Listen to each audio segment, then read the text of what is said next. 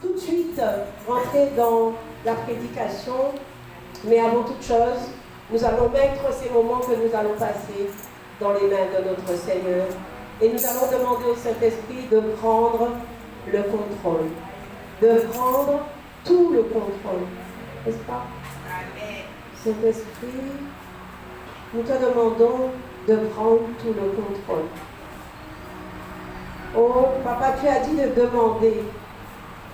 Et nous demandons au Saint-Esprit de prendre le contrôle de nos cœurs, de prendre le contrôle de notre esprit, de prendre le contrôle de nos vies, de prendre le contrôle de tout ce qui va se dire, de tout ce qui va se faire.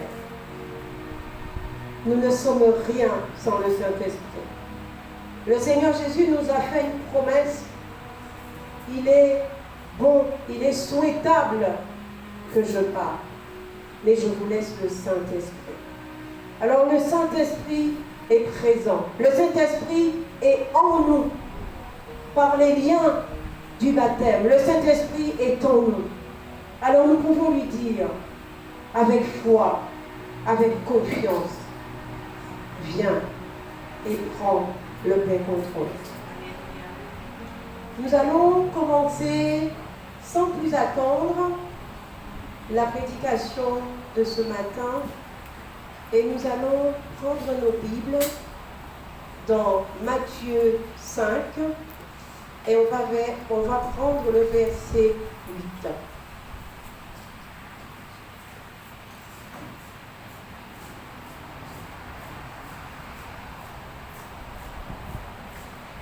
Heureux ceux qui ont le cœur pur, car ils verront Dieu. Amen. Heureux ceux qui ont le cœur pur, car ils verront Dieu. Alors,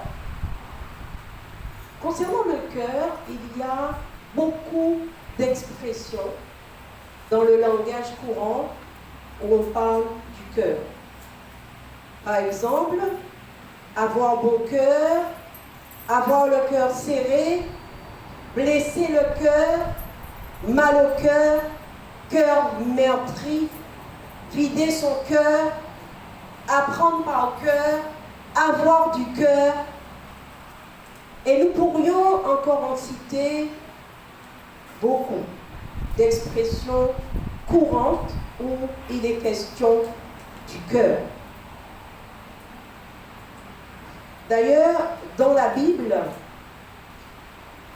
pendant 850 fois,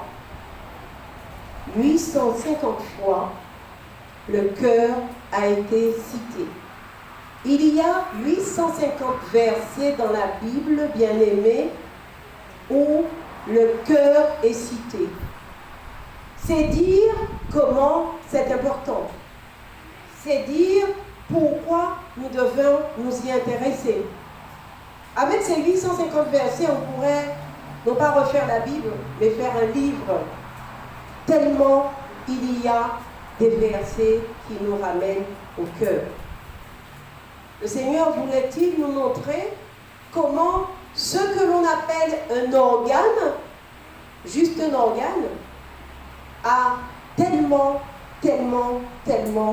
d'importance pour nous. Le thème que le Seigneur m'a mis à cœur de développer avec vous, mes bien-aimés, c'est Père, change nos cœurs. Abba, change nos cœurs. Papa, change nos cœurs. Change nos cœurs. Change mon cœur. Est-ce que quelqu'un peut dire avec moi, Papa, change mon cœur. Change mon cœur. Papa, change mon cœur. Disons-le encore. Papa, change nos cœurs. Change nos cœurs. Papa, change nos cœurs. Alors le cœur, dans le dictionnaire et de manière générale, c'est un organe, c'est un muscle important, même sans parler de la Bible, important parce que c'est le seul organe indispensable à la vie. On peut manquer un œil, même les deux yeux, on vit. On peut manquer une oreille, même les deux oreilles, on vit. On peut manquer un bras, une main, un pied, ou les deux. Je ne sais pas si vous avez vu ces athlètes qui ont participé récemment aux Jeux paralympiques. Moi, j'étais complètement éblouie par ce que ces personnes pouvaient faire. Éblouie parce que certains sans jambes nageaient, mais à une vitesse extraordinaire. Ça prouve bien que même les jambes n'empêchent pas de nager, bien aimés. Et puis maintenant, avec des prothèses, on peut aussi rajouter les jambes quand il est nécessaire. Mais peut-on vivre sans le cœur? Non. C'est le seul organe qui est tellement important qu'on ne peut pas vivre sans. Mais puisque dans la Bible, pendant 850 fois, on parle du cœur, nous nous imaginons bien que c'est plus que l'organe dont on parle. N'est-ce pas, bien-aimés? Et nous allons voir dans la Bible ce qui est dit concernant le cœur. Le cœur, c'est le lieu de l'intimité et de la rencontre avec Dieu. Or, nous avons besoin de rencontrer Dieu. Le cœur, c'est le lieu du désir et des émotions. Le cœur, c'est le lieu de la vérité. Le cœur, c'est le lieu de la relation. Et nous pourrions encore dire pourquoi le cœur dans la Bible est si important. Alors, vous vous imaginez 850 versets, il a fallu passer plus de temps à les choisir à bon escient, compte tenu que tous les versets ont de l'importance et aucun mot de la Bible n'est là juste pour faire joli. Les mots sont là parce qu'il y a de l'importance, parce que Dieu veut attirer notre attention sur quelque chose de spécifique. Nous allons avoir pas mal de versets, certains je me contenterai de vous les donner et d'autres nous allons les lire ensemble. Nous allons prendre Matthieu 22 et nous allons lire les versets 27 à 39. Matthieu 22. Si tu veux bien lire, ma bien-aimée, que tu as trouvé. Au verset 27, il est dit: après eux, la femme mourut aussi. À la résurrection, duquel des sept sera-t-elle donc la femme? Alors, Matthieu 22, 37 à 39. 37 à 39. Alors, je vais lire, ma bien-aimée.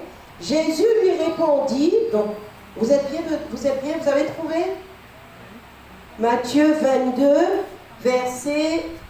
j'ai dit 27? Alors, c'est 37, pardon. 37 à 39, pardon. Tu peux y aller? Jésus lui répondit: tu aimeras le Seigneur ton Dieu de tout ton cœur, de toute ton âme et de toute ta pensée. C'est le premier et le plus grand commandement.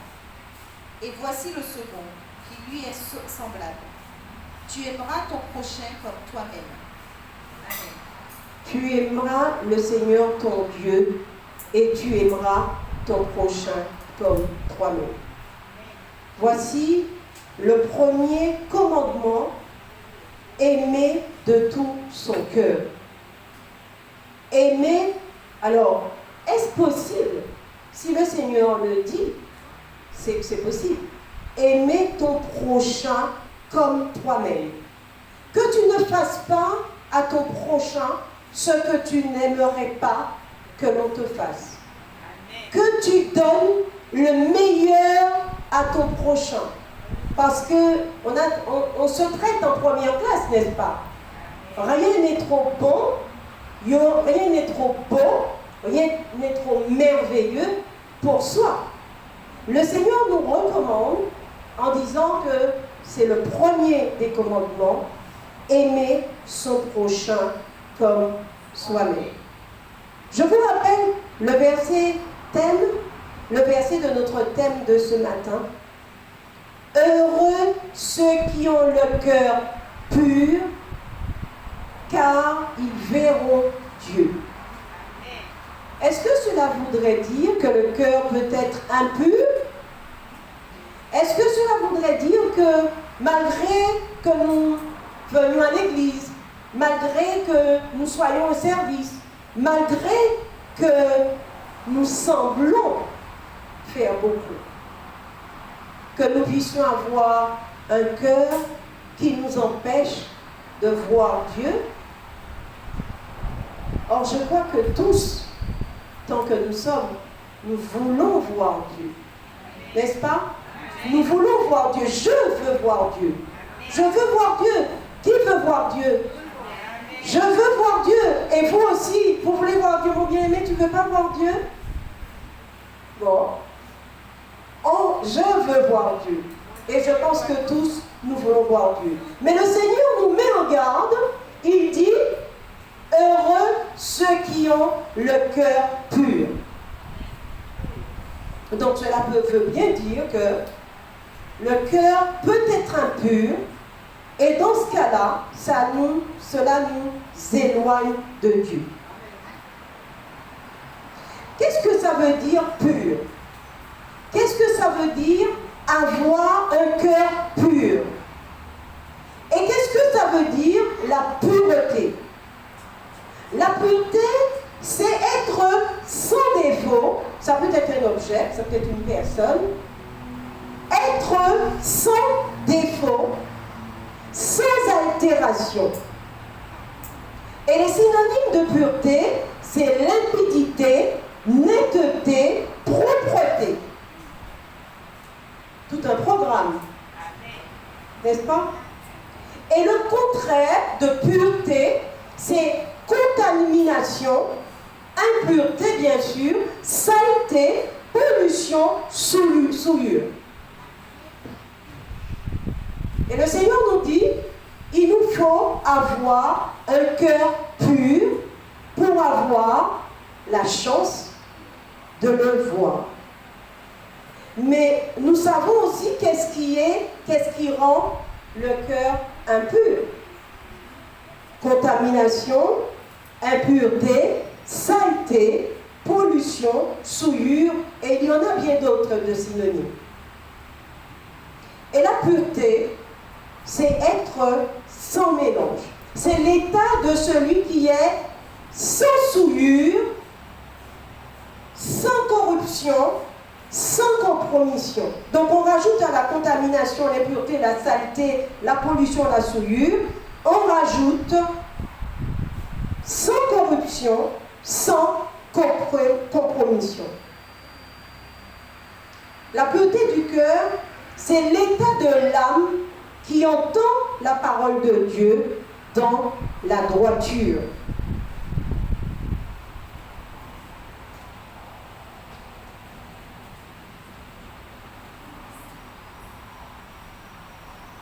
Nous avons donc bien entendu ce que le Seigneur attend de nous pour que nous puissions le voir. Avoir un cœur pur.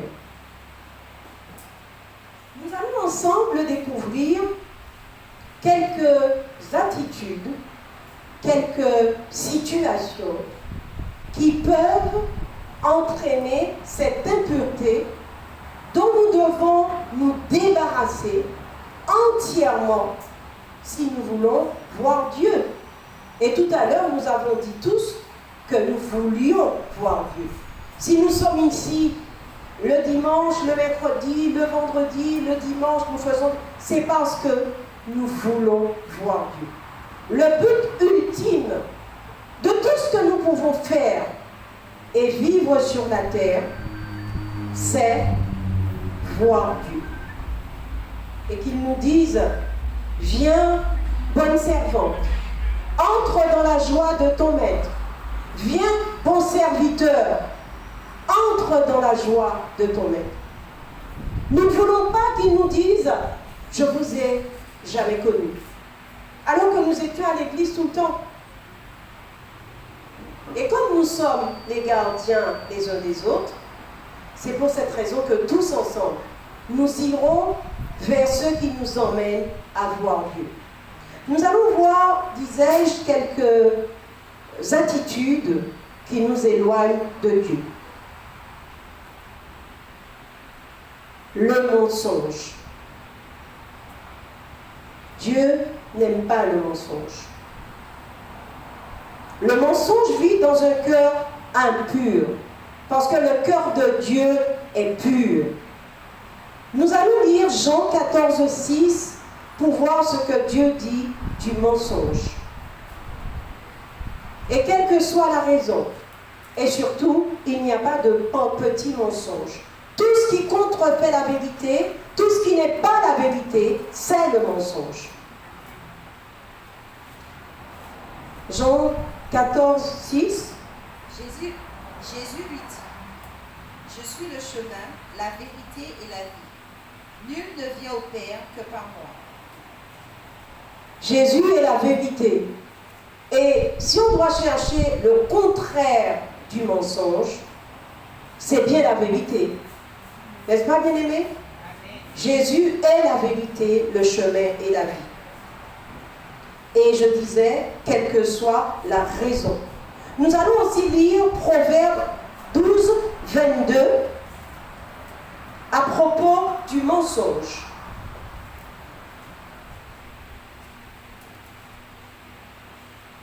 Proverbe 12, 22. Vas-y, ma bien-aimée. Les lèvres fausses sont en horreur à l'Éternel, mais ceux qui agissent avec vérité lui sont agréables. Ceux qui agissent avec vérité lui ressemblent et lui sont agréables. Ceux qui agissent avec vérité ressemblent à Dieu et ça lui est agréable. Lisons aussi Psaume 141, verset 3.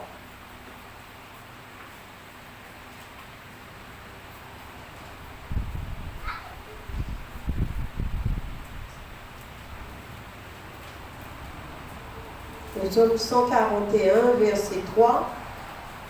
Tu y es? 141,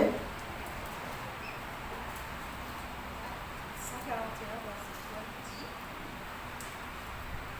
Alors, je vais y aller. Éternel, mets une garde à ma bouche, veille sur la porte de mes lèvres. N'entraîne pas mon cœur à des choses mauvaises, à des actions coupables, avec les hommes qui font le mal. Et que je ne prenne aucune part à leur festin. Le Seigneur dit, mets une garde à ma bouche, Éternel, mets une garde à ma bouche, veille sur la porte de mes lèvres. N'entraîne pas mon cœur à des choses mauvaises. Et le mensonge, bien-aimé, s'agit-il d'une chose mauvaise selon vous? Oui. Le Seigneur nous dit qu'il ne veut pas de ça. On ne lui ressemble pas si on ment. Quelles que soient les bonnes raisons qu'on aurait pour mentir, parce que Dieu a en horreur le mensonge, on ne peut pas mentir et espérer avoir le cœur pur. N'est-ce pas? Donc la transparence et l'honnêteté et l'intégrité, voilà ce que le Seigneur s'attend de nous. Voilà ce qu'il voudrait que nous puissions remplacer le mensonge par ces attitudes, la transparence, l'honnêteté et l'intégrité. L'antidote du mensonge. On va essayer de travailler ainsi, parler de ceux qui nous éloignent de Dieu, parler des attitudes qui rendent nos cœurs impurs, mais on ne va pas se contenter d'en parler. Il faut aussi qu'on trouve ou qu'on évoque des solutions pour ne pas rester dans cet état de mensonge. D'accord? Donc l'antidote au mensonge, c'est toujours dire la vérité. Et dans Jean 8, 32, il est dit, vous connaîtrez la vérité, et la vérité vous affranchira. Vous connaîtrez la vérité, et la vérité vous affranchira. Vous vous rappelez sans doute Ananias et sa femme Saphira, qui ont menti en disant qu'il avait vendu un terrain moins cher que ce qu'il avait vendu et ce qu'il l'avait vendu. Ils avaient menti.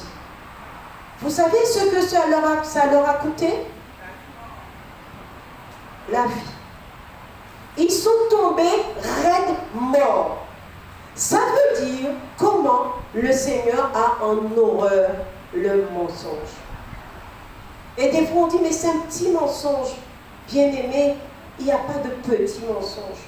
À partir du moment où la vérité est contrefaite, quelle que soit la raison, c'est un mensonge.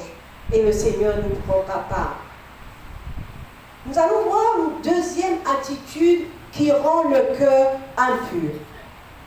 L'orgueil. Seigneur, pardonne-nous. Pardonne-nous notre orgueil. Pardonne-nous, Papa. L'orgueil, c'est l'élévation de soi au-dessus de Dieu et aussi au-dessus des autres. Ça ne nous arrive pas d'avoir même l'idée de faire ça? Peut-être, peut-être pas. Ça dépend du chemin qu'on a déjà fait avec Dieu. Mais n'oublions pas que le Seigneur dit que notre ennemi, l'ennemi de notre âme, il est tapis, il est là, il veille et il profite de toute petite semence que nous pouvons avoir. Ça peut être une petite semence comme une graine de sénévé. Mais l'ennemi va rajouter de l'engrais dessus, de manière qu'il pousse. Et nous devons, si nous voulons voir Dieu, bannir de notre cœur toute forme d'orgueil. Nous ne sommes pas plus que les autres. Dieu nous a fait tous semblables à lui. Donc, l'orgueil est juste une incompréhension, j'ai envie de dire, des choses spirituelles. L'orgueil est contraire à ce que Dieu veut. Et quant à l'orgueil qui est s'élever au-dessus de Dieu, nous savons bien, et nous voyons des fois, les personnes que Dieu élève, malheureusement, peuvent se laisser entraîner de manière insidieuse dans l'orgueil de penser qu'elles sont quelque chose. Qu'elles sont quelque chose sans Dieu. Alors que sans Dieu, on n'est rien. On n'est que notre animal sans Dieu. Donc que Dieu nous pardonne, quand il nous donne, quand il nous élève, que nous puissions changer et penser que nous sommes au-dessus des autres, ou alors que même au-dessus de Dieu. Donc l'orgueil, nous faisons table rase de toute forme d'orgueil. L'orgueil, ça peut être la suffisance spirituelle, le mépris des autres, l'arrogance intellectuelle. Les gens qui ont fait de belles études, qui ont une certaine réussite, peut-être parce qu'ils gagnent plus d'argent que d'autres, peuvent penser qu'ils sont plus que les autres. Mais qu'est-ce qu'on a que Dieu ne nous ait donné? Qu'est-ce qu'on a fabriqué qui ne soit pas une œuvre de Dieu, qui ne soit pas une grâce de Dieu? Romains 12:3 nous dit de ne pas avoir une trop haute opinion de nous-mêmes. Et Matthieu 23:13 nous dit quiconque s'élèvera sera abaissé. Voilà la promesse de Dieu pour les orgueilleux. Qui s'élèvera lui-même sera abaissé par Dieu. Que ceux qui ont des oreilles pour vous entendre, et moi la première, tous, nous pouvons laisser l'ennemi nous susurrer des petites choses à l'oreille. pensons à lui dire, arrière de moi Satan, tu n'as aucune part en moi. Tu n'as aucune part en moi. Et l'antidote de l'orgueil, c'est l'humilité. À chaque fois qu'on va parler d'une attitude, on va trouver qu'est-ce qui peut faire pencher la balance de l'autre côté. Parce qu'il n'est pas juste nécessaire de faire un état, de découvrir. Il est important pour nous de ressortir de ce moment en ayant pensé à des changements possibles, à des changements indispensables. Parce que nous voulons voir Dieu et nous devons avoir un cœur pur.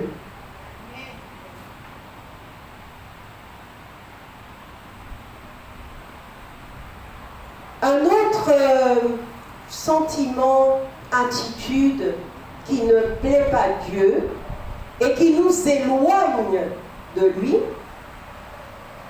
c'est la jalousie. Alors, j'en ai gardé 10, mais je vous assure, quand on cherche, il y en a 100, il y en a 200. Donc, faisons le ménage chez nous. Allons chercher quelles sont les choses qui ne plaisent pas à Dieu et qui nous éloignent de lui. Si j'en avais donné 30 ou 40, on serait là encore jusqu'au soir. Donc j'en ai gardé 10, mais vous-même vous en trouverez d'autres. D'accord? La seule chose de grâce, cherchons ce que nous avons chez nous, pas chez l'autre. Pas chez l'autre. Parce que le Seigneur nous dit de ne pas regarder la poussière qui est dans l'œil de l'autre, mais de voir la poutre qui est dans nos yeux à nous. D'accord? Donc, nous recommandons à continuer à chercher, à part ces 10-là, que le Seigneur m'a mis à cœur d'échanger pour moi avec vous sur ces 10 attitudes. Eh bien, nous travaillons, nous continuons à travailler, puisque le travail continue quand nous rentrons chez nous. Alors, je disais, la jalousie. La jalousie, c'est convoiter ce que Dieu a donné aux autres. Convoiter ce que l'autre a. Or, la jalousie, c'est comme un ver dans un fruit. Vous avez vu comment ça fait? Au départ, c'est juste une petite tache noire dans le fruit. Mais au fur et à mesure, cette tache avance. Cette tache avance. Et tout le fruit y passe. C'est de la pourriture. La jalousie, c'est de la pourriture. Et le Seigneur n'a pas de jalousie dans son cœur, n'est-ce pas? Or, ce que nous voulons, c'est avoir un cœur pur pour rencontrer Dieu. Un cœur pur comme celui de Dieu. Jacques 3, on va lire Jacques 3,16, ma bien-aimée. Jacques 3,16.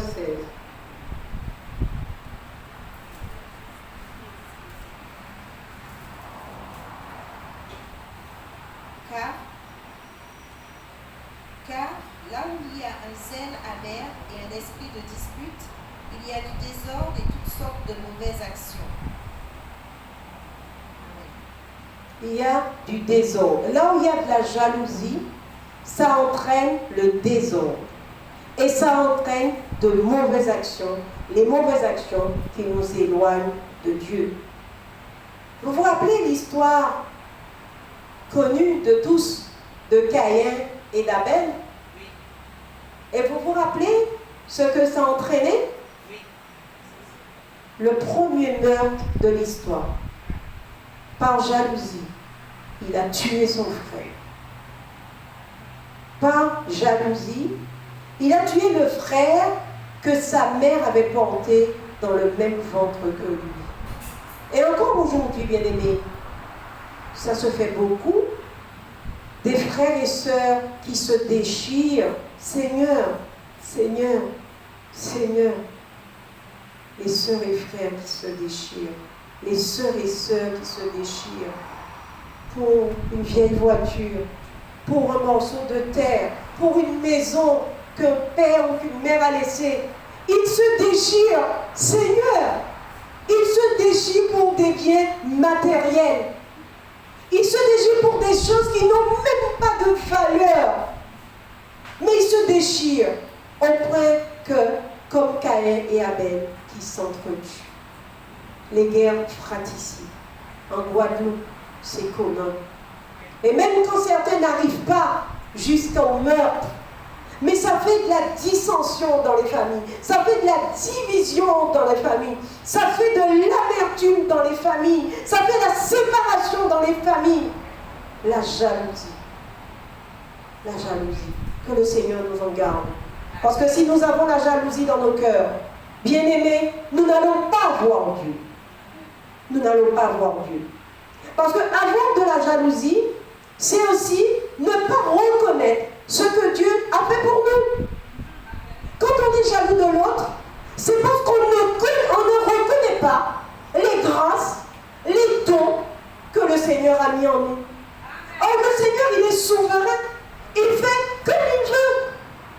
Il fait comme il veut. Mais il donne à tous. Il est juste. Il donne à tous. Donc, avoir la jalousie par rapport à un autre, c'est déplaire à Dieu parce qu'on ne reconnaît pas ce que Dieu est pour nous, ce que Dieu a fait pour nous. Et Philippiens 4:11 dit, alors je ne vais pas tout lire, vas-y moi bien aimé, Philippiens 4:11. Et moi je vais faire Proverbe 14:30. Philippiens 4:11.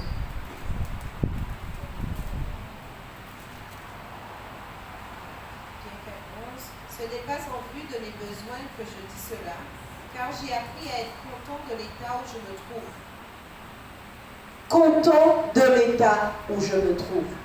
Content des grâces que Dieu a déversées en moi. Me contenter de ce que Dieu a trouvé bon pour moi. Et Proverbe 14:30 dit, la jalousie est la carie des eaux.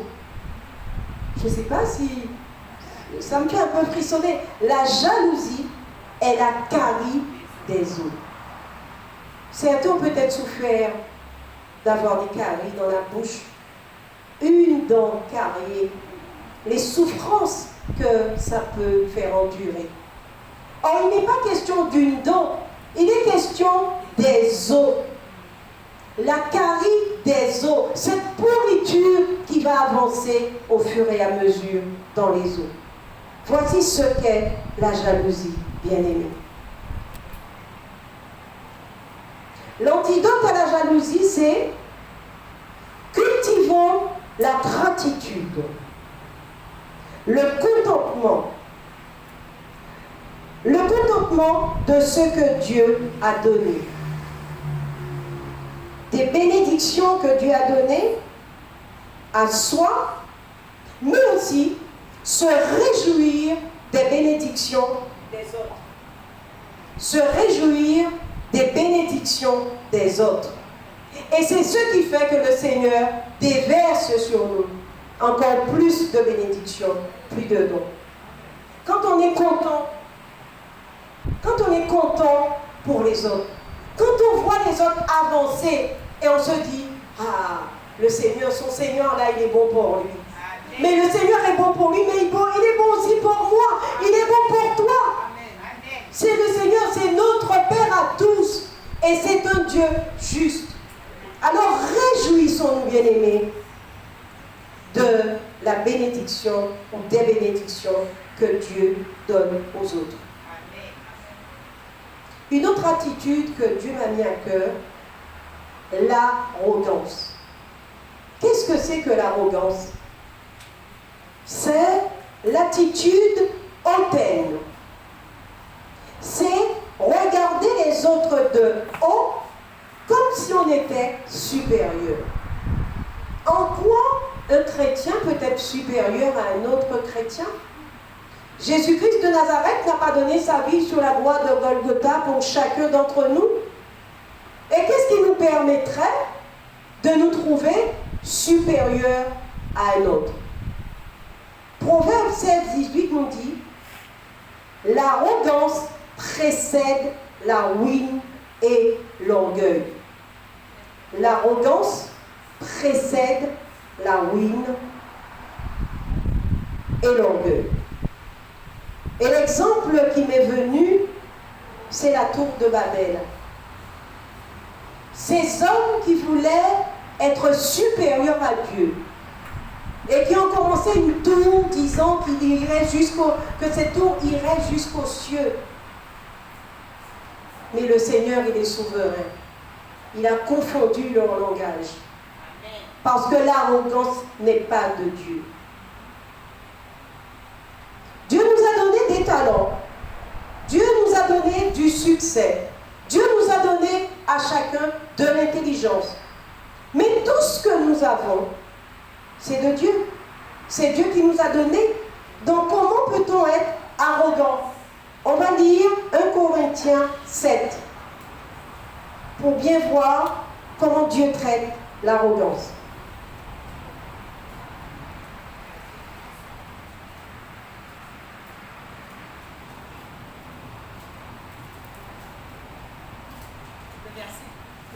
Verset 7. 1 Corinthiens chapitre 7, verset 7. C'est ça. 1 Corinthiens, je crois que c'est 1, 7. Vas-y, regarde. 1 Corinthiens 1, 7. Je commence au 6 parce que le 7 commence. Vas-y. Le témoignage de Christ ayant été solidement établi par vous, de sorte qu'il ne vous manque aucun don, dans l'attente où vous êtes de la manifestation de notre Seigneur Jésus-Christ. Donc le Seigneur nous a donné des dons. Merci ma bien-aimée. Il ne nous manque aucun don. Le Seigneur nous a donné des dons qui sont complémentaires aux dons qu'il a donnés aux autres. Amen. Le Seigneur ne met pas tous les dons pour une seule personne et donne 0 à l'autre. C'est pas ce Dieu-là que je prie. C'est pas ce Dieu-là que j'aime. C'est pas ce Dieu-là que toi, moi, mon bien-aimé, nous prions et que nous aimons, qui ferait de l'injustice. Donc, il nous a donné tous des dons. Et l'antidote de l'arrogance, c'est aussi l'humilité. En fait, on pourrait voir que pratiquement toutes les attitudes citées, l'humilité pourrait être un ingrédient, un antidote qui nous permet d'évacuer ce sentiment ou cette situation dans nos cœurs. Bon, alors, c'est pareil, donc valoriser les autres, l'antidote, c'est l'humilité et valoriser les autres. On peut lire Proverbe 11.2. Proverbe 11.2. Que dit la Bible concernant l'arrogance?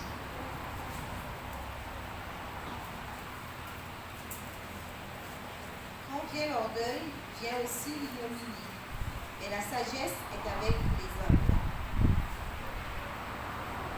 Oui, quand vient l'orgueil, Vient aussi l'ignominie. c'est ça, l'ignominie. Ce que Dieu déteste le plus, les mauvaises choses. L'ignominie, ce sont les mauvaises choses, les choses auxquelles Dieu ne prend pas plaisir. Amen. Amen. Amen. La colère. La prochaine attitude qui ne plaît pas à Dieu, la colère. Et des fois, on se dit, mais je suis colérique. Oui, mais dans ma famille, on est comme ça. La colère, c'est un feu qui consume tout sur son passage. La colère n'est pas de Dieu. Dieu nous a donné la maîtrise de soi dans les fruits de l'esprit. La colère n'est pas de Dieu. Quelle que soit la raison, la colère n'est pas de Dieu. Jacques 1, verset 20 dit, la colère de l'homme n'accomplit pas la justice de Dieu. Et l'exemple que j'ai retenu, c'est Moïse. Dans Nombre 20, Moïse a frappé le rocher Alors que le Seigneur lui avait demandé quoi? De parler au rocher. Mais Moïse a laissé la colère l'emporter sur la maîtrise de soi, sur la sagesse. Vous vous rappelez ce que ça lui a coûté? Il a raté la terre promise. Il a fait tout ça. Un moment d'égarement, un moment de colère, et il a raté la terre promise. Est-ce que ça nous arrive de nous mettre en colère, bien-aimés? Est-ce que ça m'arrive de me mettre en colère, Pasteur Lucien? Est-ce que ça nous arrive à chacun de nous mettre en colère? Oui. Et moi aussi je dis oui. Mais quand ça nous arrive, bien-aimés, c'est pas de Dieu. Chassons ces moments d'égarement. Moïse a raté la terre promise parce que pendant sa colère, par sa colère, à cause de sa colère, il a frappé le rocher. Mais vous savez que le rocher, c'était Dieu. Vous savez ça, j'espère. Le rocher, c'était Dieu. Donc, au lieu de parler à Dieu, il a frappé le rocher. Il a frappé Dieu. Et il a raté la terre promise. Et il a entraîné d'autres avec lui. La colère. Il n'y a pas de petite colère. Il y a cette colère qui nous éloigne de Dieu. Donc, bien-aimés, c'est tellement habituel de se mettre en colère. C'est tellement facile de se mettre en colère. L'ennemi fait tout pour qu'on se mette en colère. Même pour des petites choses. On monte comme du lait. Qu'est-ce que c'est que ça? On monte comme du lait. On rentre en colère pour des bêtises. Éphésiens 4, 26 nous dit, si vous vous mettez en colère, que le soleil ne se couche pas. Tu veux bien le lire, ma bien-aimée? Éphésiens 4, 26. Qu'est-ce que Dieu dit concernant la colère?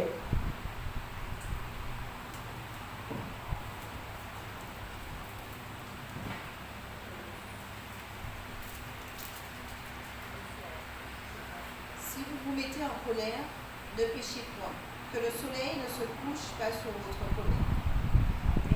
Donc ne péchez point. Le Seigneur nous dit bien que la colère, c'est un péché. Et il nous donne l'antidote. Il nous donne la solution. C'est ne vous couchez pas sur votre colère. Et dans le couple, encore plus, ne vous couchez pas sur la colère. Parce que se coucher dans la colère, c'est se mettre l'un des côtés du lit et l'autre de l'autre côté. Et pour notre fiancé, notre futur marié, qui me dit « Ah, il faut qu'on parle ». Si tu dois retenir une chose, ma bien-aimée, une chose, que le soleil ne se couche pas sur ta colère. Parce que l'ennemi, vous allez vous mettre des deux côtés du lit, mais l'ennemi va vous pousser chacun d'un côté. L'ennemi n'aime pas la famille, n'aime pas le couple, n'aime pas le mariage. En fait, l'ennemi ne nous aime pas, point. Mais il aime encore moins les couples. Donc, il va tout faire pour diviser, pour séparer. Donc, ne nous couchons pas sur notre colère. On peut éventuellement avoir une petite colère comme ça. Peut-être même une grosse. Mais le Seigneur nous dit, ce qui est le péché, c'est de se coucher avec. Le Seigneur reconnaît qu'on peut, des fois, avoir une petite colère. Mais il nous dit, se coucher sur sa colère, c'est péché. Donc, mettons-nous au pied du Seigneur. La position qu'on veut, à genoux, couché à plat ventre, les mains levées. Mais demandons-lui pardon en lui disant, Seigneur, tu as vu. Saint-Esprit, tu étais là. Je me suis mise en colère, mais ce n'est pas de toi. Pardonne-moi. Pardonne-moi. Aide-moi demain à ne pas recommencer. D'accord? Donc, ne pas se coucher sur la colère. Donc, l'antidote à la colère, c'est la maîtrise de soi, c'est la patience. Et je vous propose de lire, on ne va pas le lire parce qu'on a souvent lu ce texte, Galates 5, qui nous parle des fruits de l'esprit, qui nous conduisent justement à éviter toutes ces choses et la colère également. L'antidote, Matthieu 18 nous dit, 18-22 nous dit, pardonnez, combien de fois? 7 fois, 70 fois. Ça veut dire à l'infini. D'accord? Pardonnons. Soyons prompts à pardonner au lieu de nous mettre en colère. La colère n'est pas de Dieu. Lâchons l'élastique. Et ça aussi, c'est pour notre fiancé. Est-ce que tu sais ce que ça veut dire lâcher l'élastique? Est-ce que vous savez ce que ça veut dire lâcher l'élastique? Alors, lâcher l'élastique, c'est même quand on croit avoir raison, lâcher l'élastique. Ça veut dire, pour la paix, ne pas hésiter à être le premier qui fait le pas de la réconciliation. Amen. Qui fait le pas de arrêter cette colère qui commence. Parce que des fois, on commence une colère, on ne sait même plus pourquoi on s'est mis en colère. Au bout de quelques heures ou de quelques jours, mais comme l'ennemi est présent, il va de plus en plus mettre de l'engrais sur cette petite graine qui devient, cette graine de sénévé, qui devient un gros arbre et qui fait que les couples se séparent, que les gens, les sœurs et frères ne sont plus bien, entre collègues, entre amis, pour des bêtises. On se met en colère, on se fâche à toujours. D'accord? Lâcher l'élastique, c'est faire le premier geste. Pourquoi? Il y a l'effet bonhomme. Quand on lâche l'élastique, qui reçoit l'élastique en pleine figure? C'est celui qui n'a pas gardé. Vous êtes bien d'accord avec moi? Mais si tous les deux, on est prompt à jeter l'élastique, qu'est-ce qui va se passer? Mais l'élastique va tomber. Donc ni lui, ni moi, nous n'aurons mal. Pasteur Lucien, lâchez l'élastique. Bon, de toute manière, on rentre jamais en colère. N'est-ce pas? N'est-ce pas? Donc notre futur marié, leçon 2, lâcher l'élastique. Éviter que les colères ne continuent au point qu'après, alors qu'on ne sait même pas pourquoi on est en colère, mais on reste en colère parce que l'ennemi dit, ne va pas le flatter. Hein. Ah, c'est lui qui a fait ça, c'est lui qui a dit ça, c'est lui qui a tort. Avoir tort, c'est un tue d'amour. Chercher qui a tort. Leçon 3, ma bien-aimée. Pardon. C'était pas prévu. Leçon 3, notre fiancé, notre futur marié. Leçon 3. Leçon 3. Tu as retenu? Leçon 3. Chercher qui a tort, qui a raison, c'est un tue l'amour. Pas besoin de savoir qui a tort ou qui a raison. L'important, c'est de faire la paix. Alors, je dis ça parce que je veux la taquiner, mais c'est valable pour nous tous, ma bien-aimée. Des fois, à l'église, et je n'ai pas encore parlé de l'église, mais nous en parlerons. Je vois leur filet. Nous en parlerons. Même à l'église, pour des bêtises. Nous sommes frères et sœurs, mais nous restons fâchés. Chacun de notre côté, à regarder l'autre de travers ou... Lâchons l'élastique, bien-aimé. Lâchons l'élastique. Alors, là, on va devoir aller plus vite, parce que j'ai 2, 3, 4. Il faut qu'on aille vite, là, dans ce cas-là. On va passer sur les derniers, mais je vais juste vous donner les versets, et puis je pense que nous allons revenir sur ce sujet qui ne peut pas être traité en 1 heure. C'est trop court. 1 heure, 1 heure 15, pour parler de choses si importantes comme le cœur pur. Le cynisme, l'autre attitude que Dieu n'aime pas, le cynisme. c'est la méfiance envers Dieu et envers les autres. Or, Hébreux 11:6 nous dit, sans la foi, il est impossible de plaire à Dieu. Je vous propose de noter Philippiens 4:8 également, qui nous parle de cynisme, de nos pensées qui peuvent être tellement contraires à ce que Dieu attend de nous. Et même avoir la méfiance vis-à-vis de bien-aimés, de ses parents, de ses amis, de son employeur, le cynisme, même envers Dieu. L'antidote, c'est la gratitude. Dire merci à Dieu. Au lieu d'être cynique, reconnaître ce qu'il a fait pour nous et être dans la gratitude. L'espérance et la foi, puisque Hébreux dit, sans la foi, il est impossible de plaire à Dieu. Proverbe 17:22 nous dit, un cœur joyeux est un bon remède, mais un esprit abattu dessèche les eaux. Et le cynique, effectivement, il a de l'aigreur dans le cœur, et l'aigreur dans le cœur va jusqu'aux os et dessèche les eaux. On a parlé de carie des eaux et on parle de déchaissement des eaux.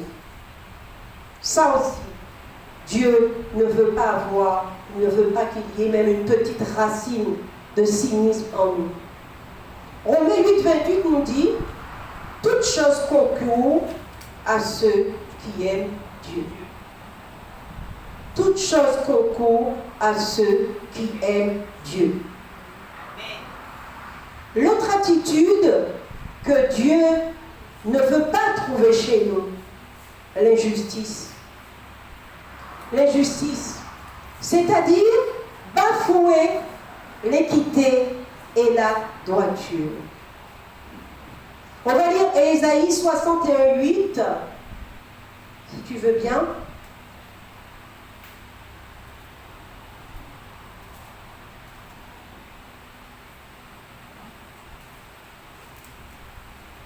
Car moi, l'Éternel, j'aime la justice. Je hais la rapine avec l'iniquité. Je leur donnerai fidèle. Je leur donnerai fidèlement leur récompense. Et je traiterai avec eux une alliance éternelle. Amen. Voilà la promesse de Dieu pour nous. Dieu est justice. Si nous voulons voir Dieu, eh bien nous devons être comme lui. Parce que Dieu est juste, c'est sa nature. Et je vais prendre un exemple. David, l'homme selon le cœur de Dieu, et Bathsheba, qui ont été tellement injustes vis-à-vis d'Uri. Et c'est une histoire que vous connaissez aussi. Mais vous savez que le Seigneur ne laisse pas pour impuni celui qui est coupable. Il ne prend pas pour juste celui qui n'est pas juste, qui n'est pas innocent. Et vous savez comment Dieu, malgré son immense bonté et malgré son grand amour pour David, comment il a frappé ce couple qui avait décidé de prendre la vie d'un autre par injustice. Et j'ai vu quelque chose à la télé cette semaine qui m'a profondément choquée. Je ne sais pas si vous avez vu ça aux informations. Nos frères haïtiens qui sont dans un autre pays que le leur. On nous a montré aux informations comment on les entassait comme des animaux. À 60, on a parlé encore ce matin, dans une voiture prévue pour 20, où les gens sont juste collés les uns contre les autres comme des animaux. On nous a montré comment en 2024, en octobre, c'est aux informations de la semaine dernière ou en début de semaine, où on montrait comment on leur donnait des coups de pied comme des chiens. Est-ce que ces gens-là pensent qu'il n'y a pas de Dieu? Est-ce que ces gens-là pensent que Dieu est insensible à l'injustice? Est-ce que ces gens-là pensent qu'ils vont voir Dieu en traitant des humains, en traitant des fils de Dieu, en traitant des gens que Dieu a créés à son image et à sa ressemblance? Comment peut-on encore, aujourd'hui en 2024, traiter les gens avec autant d'injustice? Seigneur, pardonne-nous. Seigneur, pardonne-nous. Proverbe 31:8 nous donne ce que nous devons faire. Défendre ceux qui subissent l'injustice. Disciples de Christ, nous devons être des agents de la justice. Nous-mêmes, être justice comme Dieu, mais défendre les opprimés. Défendre ceux qui ne bénéficient pas de la justice des hommes. Mais Dieu, lui, il est juste. L'antidote de l'injustice, c'est bien sûr pratiquer la justice et la miséricorde. Comme Dieu, être miséricordieux. Et Matthieu 5,6 nous dit, heureux ceux qui ont soif de la justice. Heureux ceux qui ont soif de la justice. La méchanceté. On arrive tout doucement au 10e. La méchanceté. Vous savez ce que c'est, la méchanceté?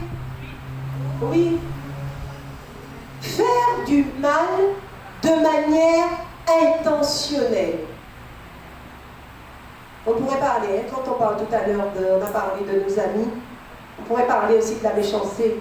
Faire du mal de manière délibérée. Faire du mal sans remords. Mais Proverbe 14:32 nous dit, le méchant est renversé par sa méchanceté. Dieu ne laisse pas impunis les méchants. Ils fleurissent comme l'herbe, mais Dieu ne les laisse pas impunis. Parce que le Seigneur dit, et c'est une promesse qu'il fait aux méchants, le méchant est renversé par la méchanceté. Et la méchanceté à l'extrême, c'est la cruauté. Il y a des gens qui sont cruels, bien-aimés. Il y a des gens qui sont cruels et qui ne s'en repentent pas.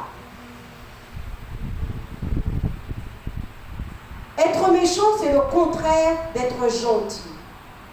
Être méchant, c'est le contraire d'être aimant. Être le méchant, c'est le contraire de Dieu. Parce que Dieu est amour.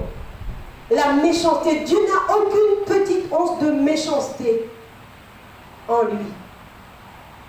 On va citer quelques choses, quelques mots, quelques sentiments, quelques attitudes qui sont comme la méchanceté, qui sont la méchanceté, et surtout peut-être dans nos églises, le colportage, le ragotage, les faux frères, ceux qui font semblant, qui font des choses derrière le dos, la médisance, c'est-à-dire dire du mal pour nuire, la calomnie, dire du mal sans fondement afin de nuire.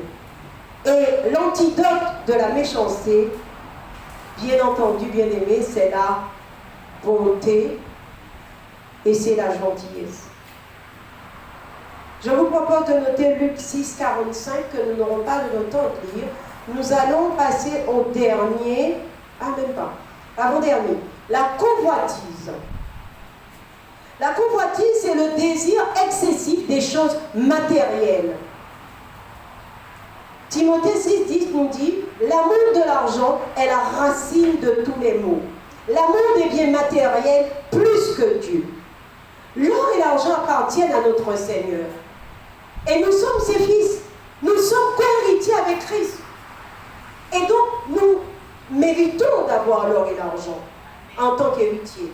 Il faut juste que nous ne donnions pas à ces choses plus d'importance qu'à Dieu. Il faut juste qu'on ne convoite pas d'avoir plus, toujours plus. D'ailleurs, on meurt, on laisse tout ce qu'on a acquis, tout ce qu'on a reçu. On laisse tout ça. et aux parents les mêmes figures.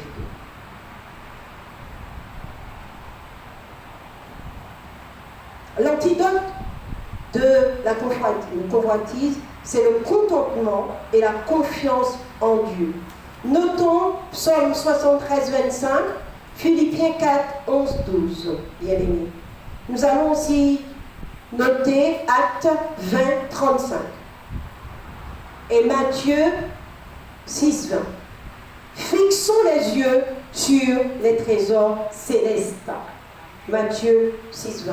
Fixons les yeux plutôt que sur les choses terrestres. Fixons les yeux sur les choses célestes. Et le dernier, la désobéissance. La désobéissance, c'est le refus de suivre les commandements de Dieu, mettant notre volonté au-dessus de celle de Dieu. Être désobéissant. Je vous propose de noter Samuel 15, 22. Vous allez lire tout ça à la maison. Et nous nous rappelons l'exemple le plus frappant, c'est celui de nos pères et mères, Adam et Ève, qui ont désobéi à Dieu. Et ils ont été séparés de Dieu. La désobéissance entraîne la mort. Parce que la séparation d'avec Dieu, c'est la mort. Jean 14, 15 nous dit, si vous m'aimez, gardez mes commandements. Gardez les commandements de Dieu de manière à ne pas désobéir. Je vous suggère de lire, nous allons lire plus fréquemment le psaume 119, qui nous rappelle les commandements de Dieu pour nous, mais particulièrement le verset 11 où il est porté « Je serre ta parole sur mon cœur ». L'antidote de la désobéissance, c'est l'obéissance volontaire. Obéir, faire l'effort d'obéir à Dieu et le faire de manière joyeuse.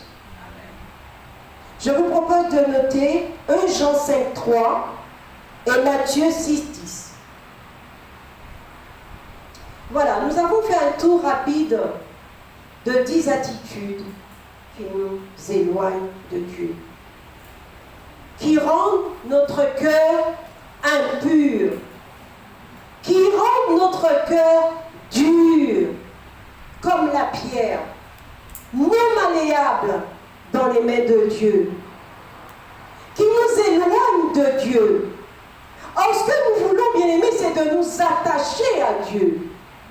Or, toutes ces choses, et bien d'autres encore, nous éloignent de Dieu, nous éloignent du royaume de la lumière, nous éloignent donc de la vie éternelle. Psaume 6, verset 9, la parole de Dieu dit « Éloignez-vous de moi, vous tous qui commettez l'injustice, vous tous qui commettez le mal, vous tous qui avez le cœur impur. »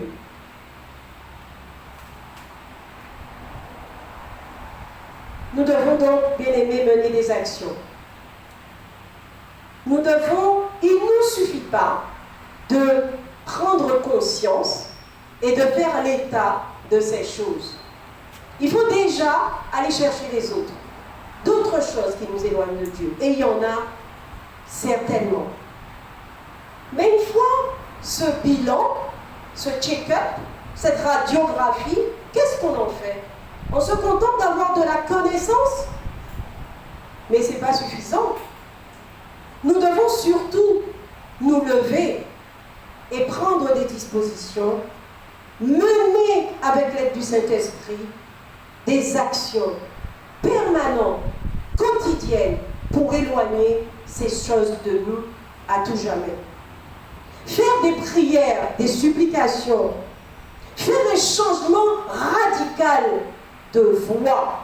Et je parle de voie VOIE, pas voie VOIX. Prendre un autre chemin, prendre le chemin qui mène à Christ.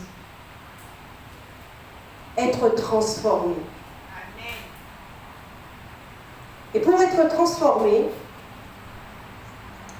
nous allons parler brièvement de la sanctification. La sanctification, c'est la séparation de toute souillure avec nous. La parole dit, sans la sanctification, personne ne peut voir Dieu. Parce que Dieu est saint. Si nous ne sommes pas saints, nous ne pouvons pas voir Dieu.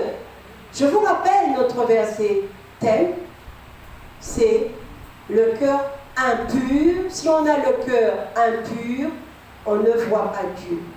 Or, on a vu toutes ces choses qui le rendent impur. La sanctification, c'est l'opération qui nous met à part pour Dieu, qui nous sépare du péché. Romains 6, 23 nous dit, le salaire du péché, c'est la mort. Le salaire du péché, c'est la mort. Et tout ce que nous venons de voir, c'est péché devant Dieu. Tout ce que nous venons de citer, c'est péché devant Dieu. Or, le salaire du péché, c'est la mort. Oh bien-aimés, nous voulons vivre. Et nous voulons vivre avec Dieu. N'est-ce pas? La sanctification par Dieu. 1 Thessaloniciens 5, 23, je vous propose de noter, nous dit que le Dieu de paix vous sanctifie. Se sanctifier par la parole. On va lire Jean 17, 17 à 19. Je crois que ça va être Jean 17, 17 à 19. Notez également Psaume 119, 9 à 11. On ne va pas le lire. Lisons Jean 17, 17 à 19. Sanctifie-les par ta vérité, ta parole est la vérité.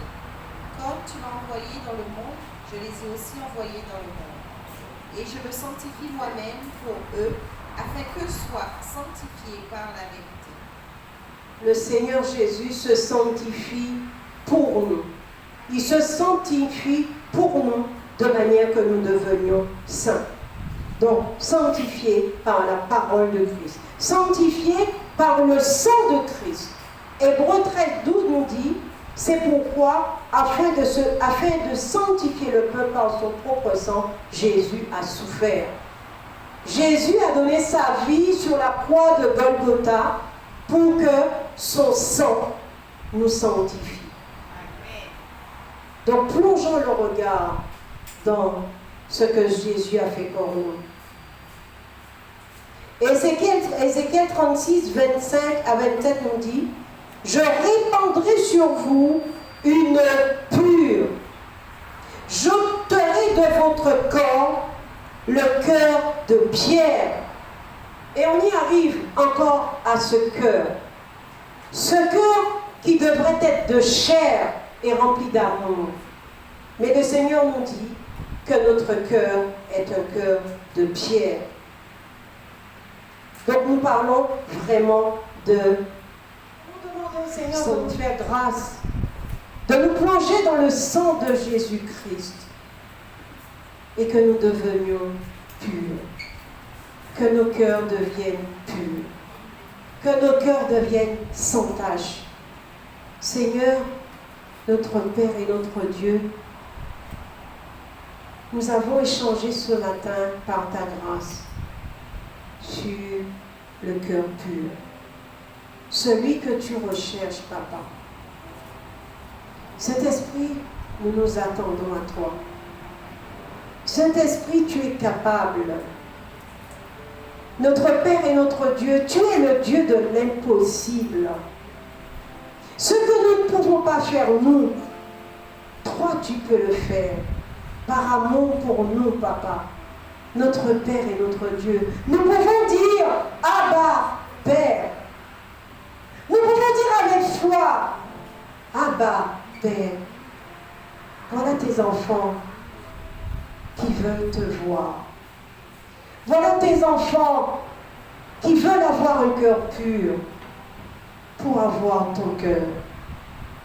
Voilà tes enfants, Seigneur, qui s'attendent à toi, afin que tu transformes, afin que tu casses le vase d'argile que nous sommes pour nous transformer en vase noble, dans lesquels tu pourras te déverser, Papa. Parce que, Seigneur, tu cherches un homme. Tu cherches un homme qui a le cœur pur, Papa. Nous voici. Nous voici. Levons nos mains, Seigneur, bien-aimé. Levons nos mains et disons, Seigneur, disons à notre Père, à notre Dieu, nous voici. Nous voici. Nous voici, Papa. Nous voici. Purifie nos cœurs. Change-nous. Transforme-nous. Remodèle ce vase que nous sommes pour le rendre semblable à toi. Seigneur, nous nous attendons à toi. Papa, nous nous attendons à toi. Papa, tu nous as dit de demander. Nous te demandons tous, de même cœur, de même esprit. Nous te demandons, Papa, purifie nos cœurs. Purifie nos cœurs, Papa. Purifie nos cœurs, Papa. Parce que nous voulons te voir. Nous voulons t'élever. Nous voulons être avec toi. Et nous voulons te donner toute la gloire. À toi et à toi seul, toute la gloire. Au nom de Jésus. Amen.